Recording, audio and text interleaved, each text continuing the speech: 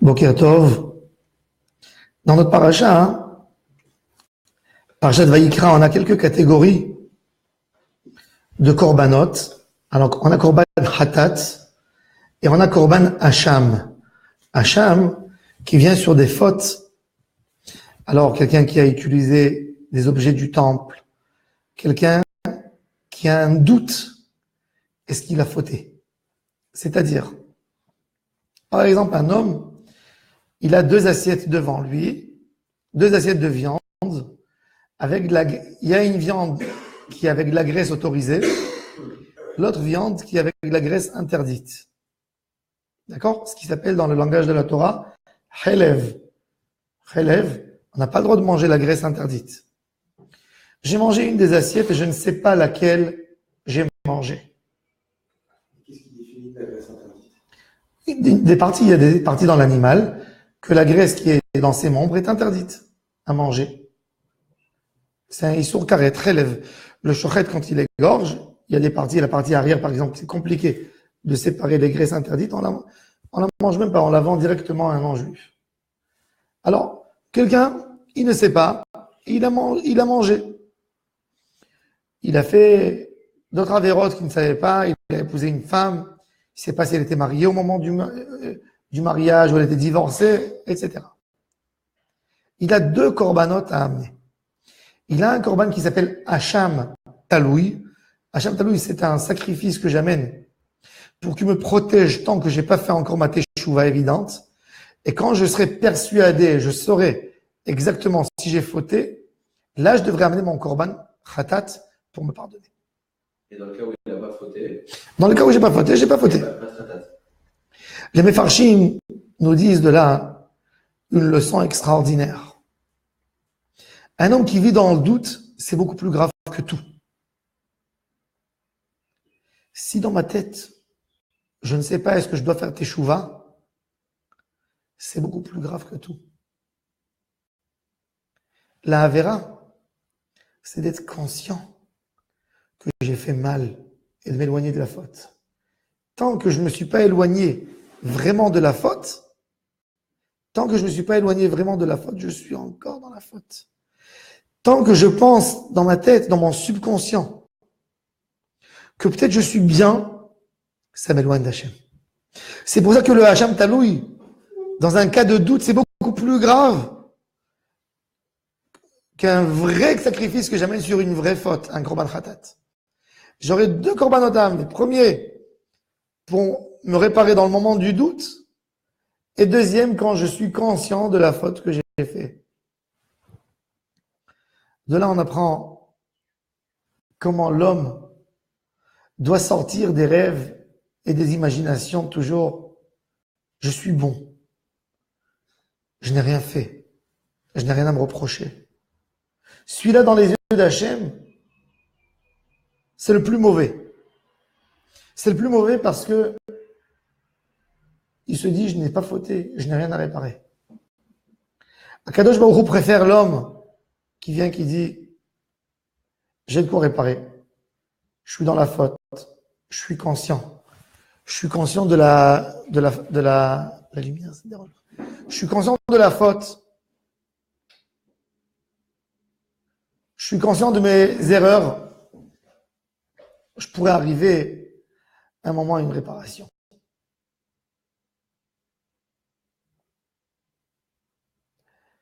Dans le vidouille, comment on commence le vidouille le matin? Ribono shel olam, Anna, Adonai Eloheinu v'Elohei avotenu. Dieu, on te supplie, toi le Seigneur, le Maître de nos parents et notre Maître à nous.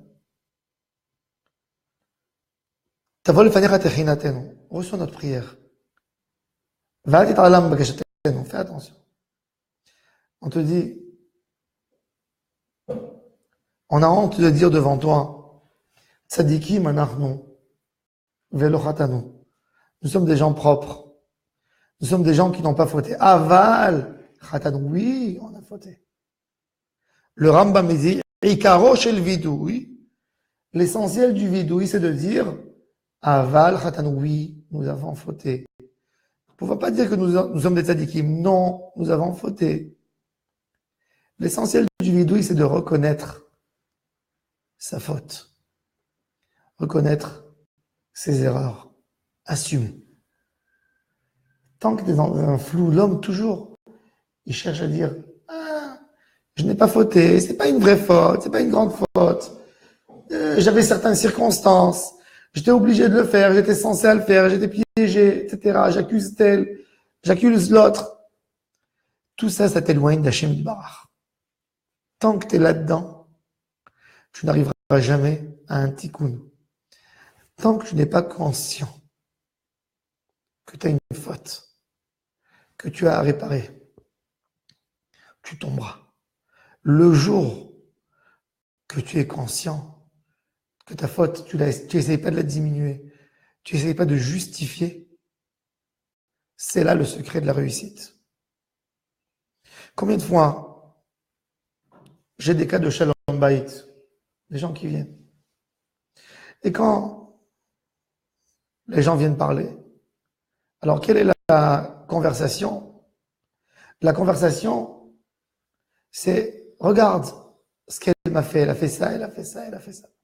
Je dis toujours, tu es là pour raconter, pour que je dise, oh mon petit chouchou, ça me fait vraiment pitié de toi, que je te caresse, que je t'embrasse, et que je te dise, je participe dans ta douleur, ou tu es là pour réparer.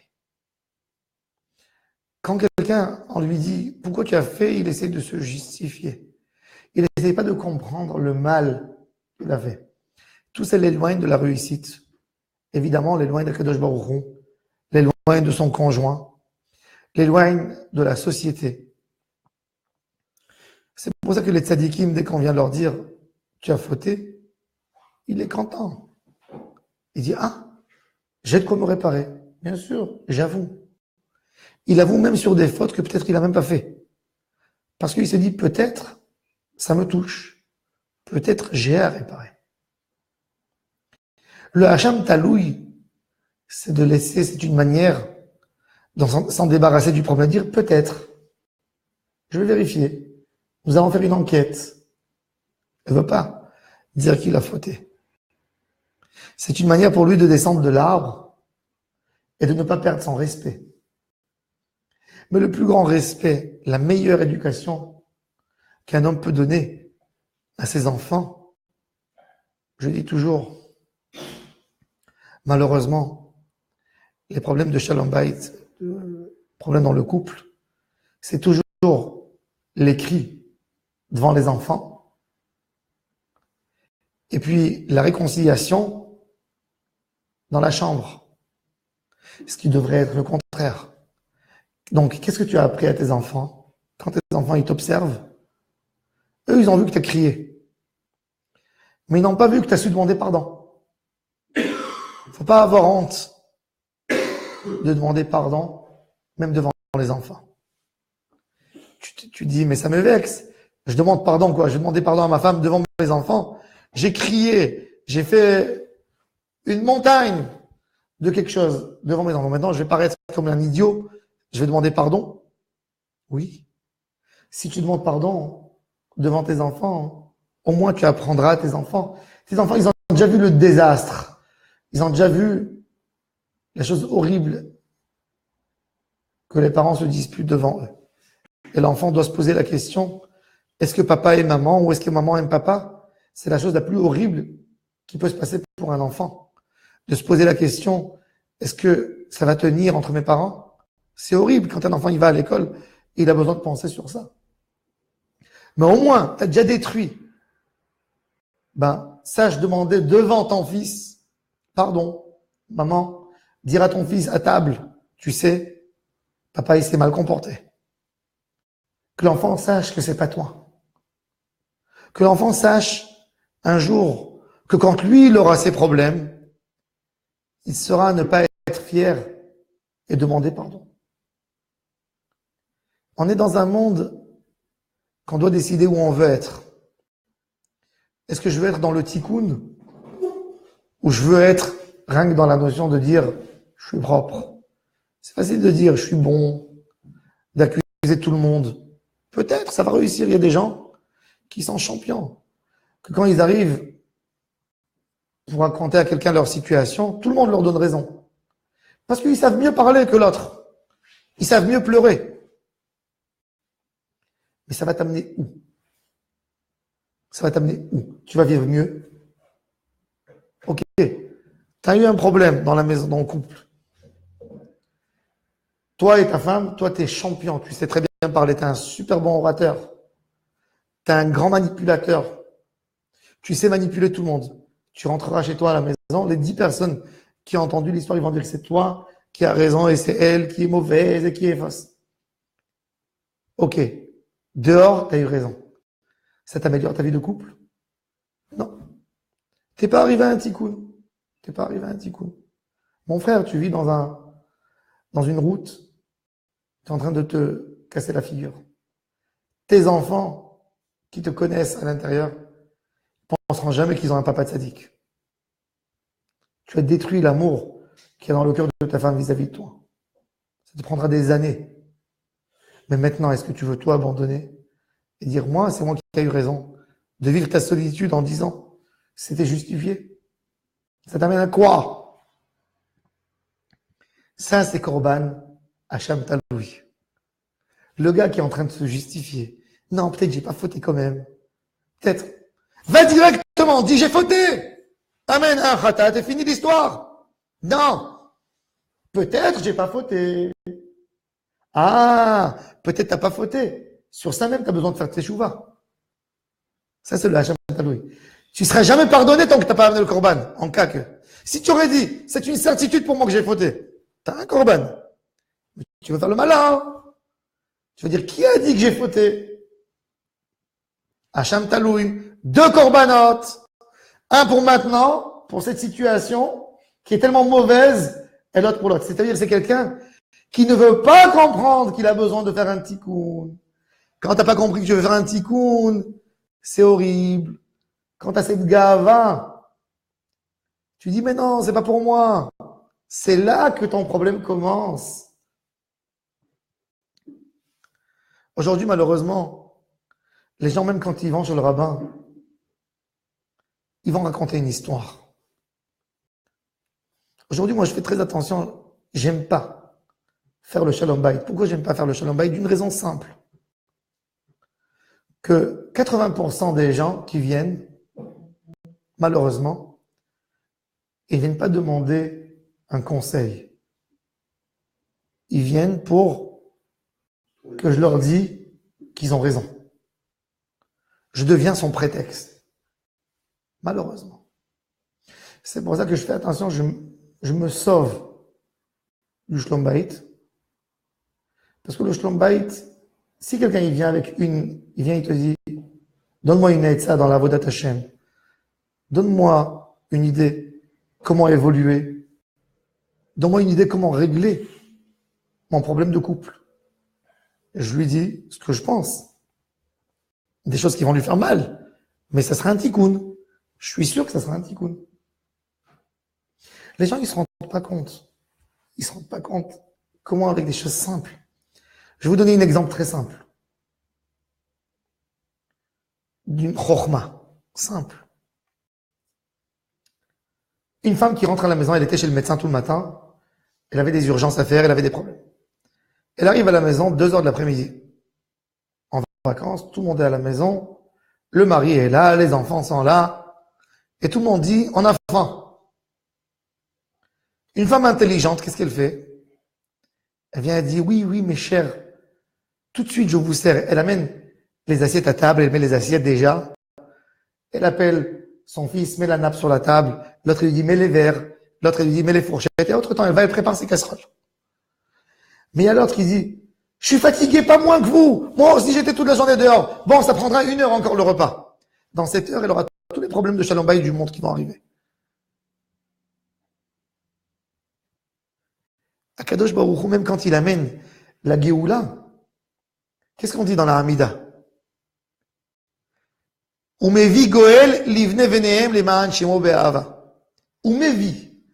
Pourquoi c'est écrit Umevi? Il amène. Il amènera.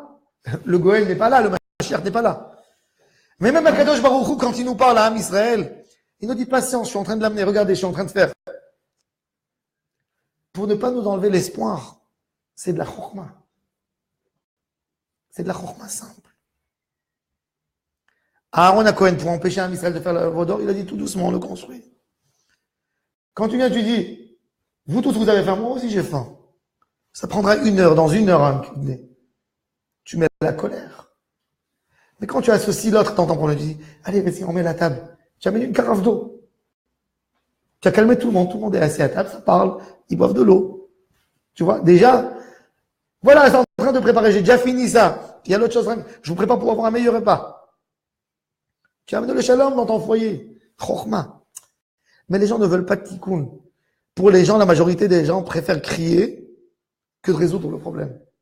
Préfèrent hurler, préfèrent pleurer, plutôt que de réparer. Pourquoi? Parce que réparer, ça montrera que j'avais un problème. Et ça, non, je ne veux pas le montrer. Alors il vit quoi? Le gars, il vit dans un hacham taloui toute sa vie. Et il paye des corbanotes tout le temps. Hein. Il paye, il sait même pas pourquoi. Parce qu'il a décidé de vivre dans le chemin du hacham taloui. Hachem Izakiot, donc on n'aura pas besoin ni de hacham taloui, ni de hacham vadaï. Mais au moins, si on est déjà là-dedans, vaut mieux amener un seul hacham que d'amener 2. Un hacham taloui, une khatat. Hachem Izakiot, donc qu'on soit, que toujours devant notre visage, on aura une seule image. Seule image, tikkun. Je veux faire un tikkun. Quand je veux faire le tikkun, tout est facile. Bonne journée, excellente journée à tous et à toutes.